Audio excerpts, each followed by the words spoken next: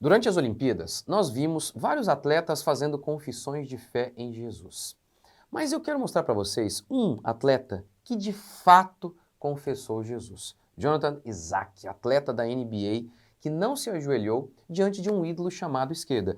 Essa foto aqui, na realidade, nem é tão recente, mas eu acabei de ver uma entrevista dele falando sobre isso aqui e eu quero mostrar para vocês essa entrevista e o quanto que isso é inspirador para mim e tenho certeza que para você também. Como que a gente lida com toda essa cultura que no nosso trabalho, em todos os lugares, essa cultura tenta nos calar. Nós devemos nos calar ou devemos publicar a nossa fé para todo mundo ouvir?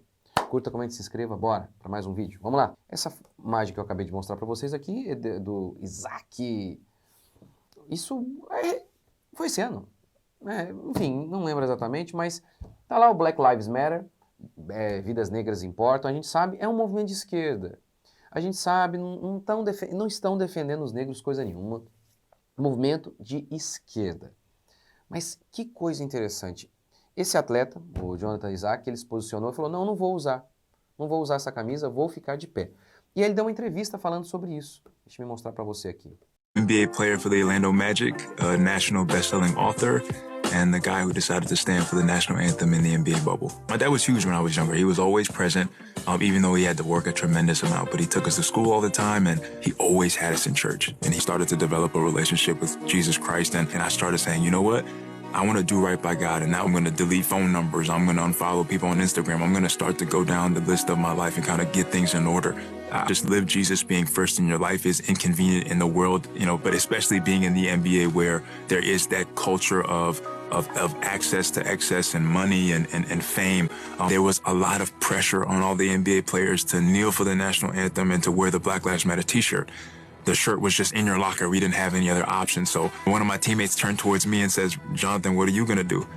And I said, fellas, I'm not going to put the t-shirt on. I'm not going to kneel.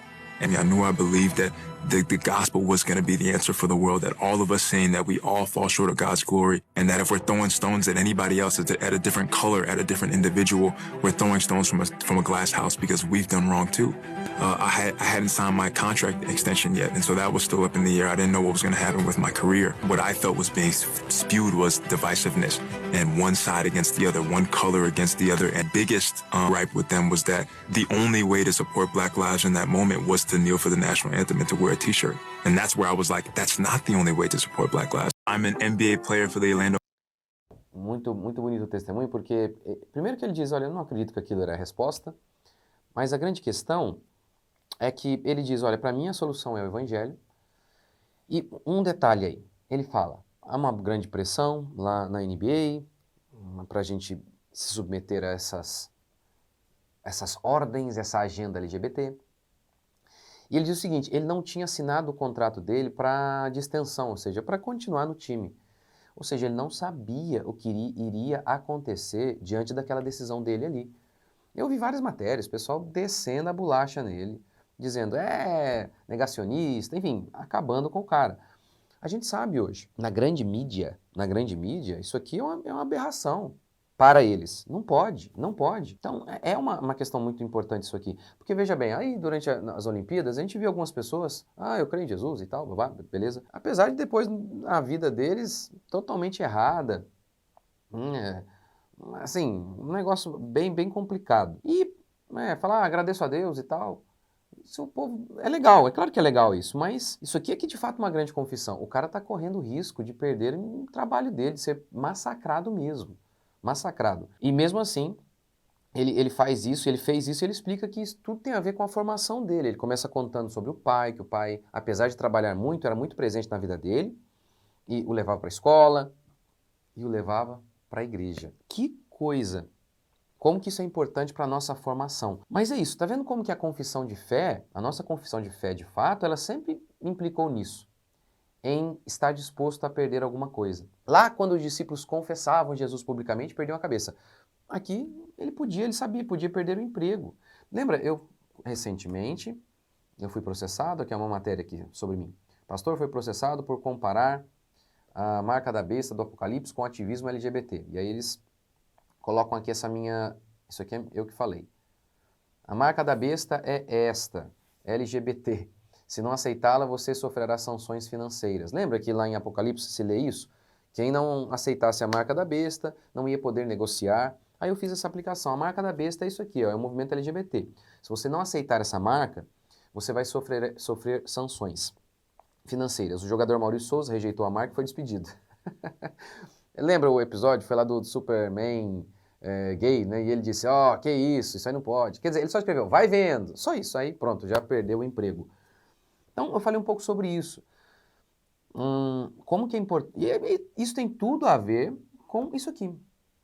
Tem tudo a ver, tem tudo a ver. Então, a verdade é o seguinte, as pessoas, eles até... O mundo, ele nem liga se você manifesta a sua fé lá no seu quartinho. O mundo não liga. Se a sua fé estiver restrita a uma questão privada, o que eles odeiam é isso aqui. Quando a gente vem com a nossa fé para o público. Só que foi essa a ordem de Jesus.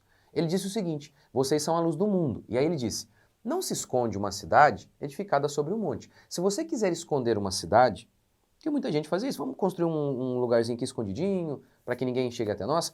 Se você quiser se esconder, você não coloca e não constrói a sua casa em cima do monte, porque do monte todo mundo vê.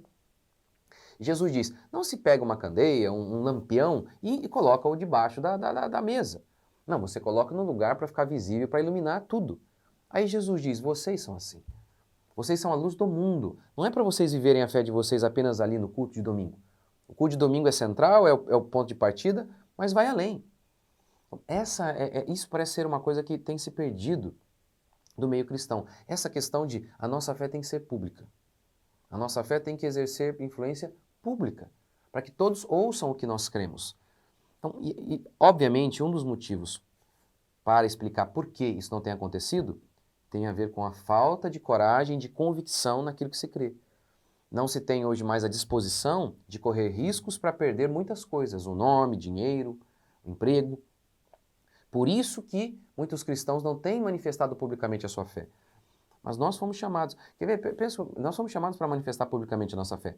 Pense, por exemplo, os jogadores de futebol que colocaram lá, de vez em quando tem aí vários times de futebol. O arco-íris do LGBT.